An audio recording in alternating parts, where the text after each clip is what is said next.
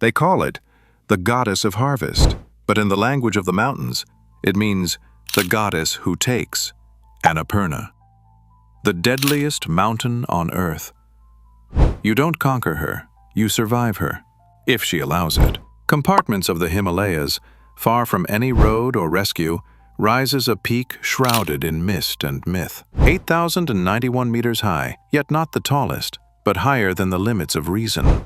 The locals whisper her name with reverence, Annapurna, the provider, but every Sherpa knows the truth. She gives nothing for free.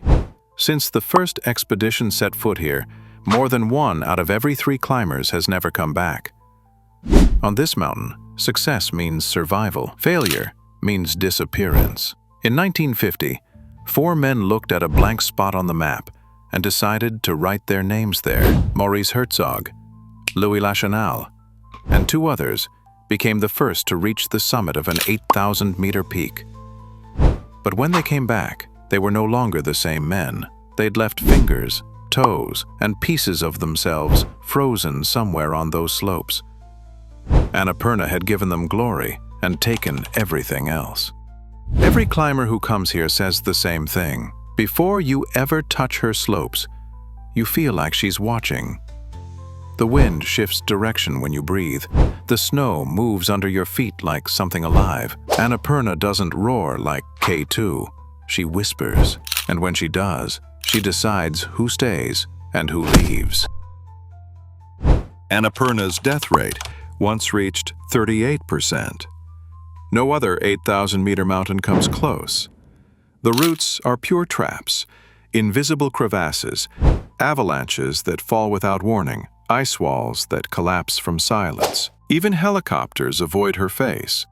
From above, she looks calm, almost peaceful. But that calm is her weapon, lures you in. Many climbers say, Annapurna is not climbed. She is survived, 1 minute at a time. Ethics and Lachenal returned. Frostbite had eaten their hands and feet. They couldn't hold a pen, couldn't walk. But what haunted them most was the silence. The night on Annapurna's summit ridge. The wind so strong it ripped the stars out of the sky. They made it to the top, but barely made it back alive. For decades after, Herzog wrote about the glory of that climb. But those who were there whispered a different story.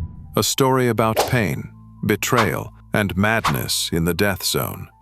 If you've made it this far, you already feel it, that strange pull of the unknown. So, before we go deeper into Annapurna's shadows, hit subscribe, because the next stories may not come from books or news, but from the places where maps end. In 2014, an avalanche swept through the base camp.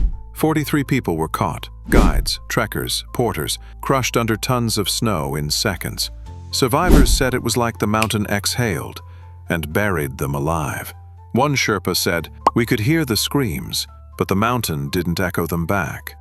Annapurna doesn't echo anything. She keeps what she takes. By 2020, over 300 climbers had reached the summit. 73 never returned.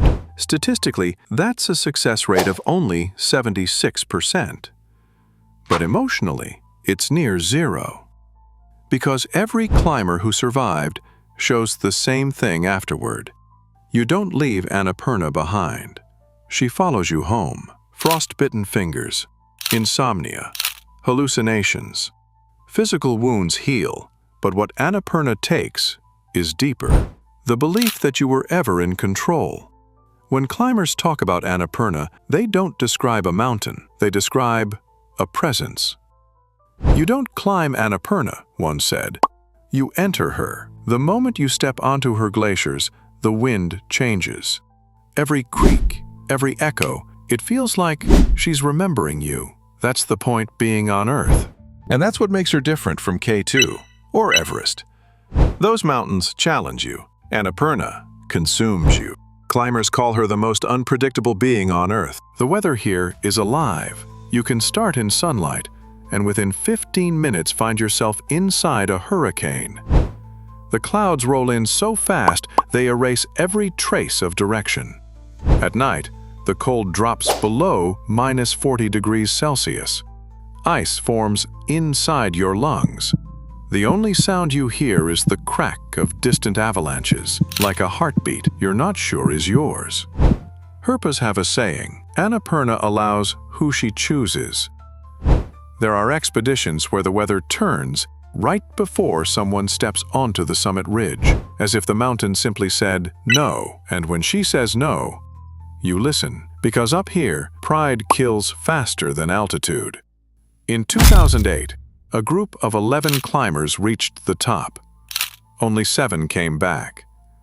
The others vanished in an avalanche, swallowed by the same snow they'd conquered hours before. Today, Annapurna still lures the brave.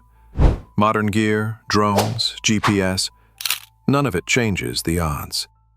Because the real enemy isn't the mountain. It's the belief that you can control her. Helicopters now carry climbers up to base camp in hours, something that once took weeks. But the faster you arrive, the less time your body has to adapt. Many never make it to Camp 2. Some never make it out. In 2023, a rescue helicopter crashed on her lower slopes. Even machines aren't safe from the goddess. Annapurna's most feared secret isn't her summit. It's the way down. More climbers die after reaching the top than between. Your oxygen runs low, your muscles tremble, and your brain stops trusting your eyes. You start seeing shapes in the mist, faces, movements. One climber said he saw a woman in white standing where the snow began to crack. When he reached out, the ground beneath him disappeared. He lived, but he said the mountain had shown him her face. Climbers still come. They come for the challenge, for glory, for the story. But the ones who return don't talk about victory. They talk about surrender. Annapurna breaks you, one said, but if she lets you go, you see the world differently afterward. Maybe that's why the death toll doesn't stop anyone. Because some souls aren't chasing safety. They're chasing meaning. On her slopes lie the frozen remains of those who thought they were ready. Each one a mark in her snow, a whisper in her wind. No memorials, no markers, just silence. The mountain remembers them all, and sometimes she sends their echoes to greet the next climbers. Annapurna doesn't hate, she doesn't judge. She exists, like truth itself, indifferent, absolute. And maybe that's why humans keep coming, because deep down, we want to face something that cannot be conquered. We want to stand before the divine and see if we still matter. If you ever find yourself near the Himalayas and you hear a whisper in the wind, don't look back. It might be the goddess calling another name. And if it's yours, she won't need to call twice. Thank you for walking this path with me. Subscribe while the mountains still allow us to tell their stories.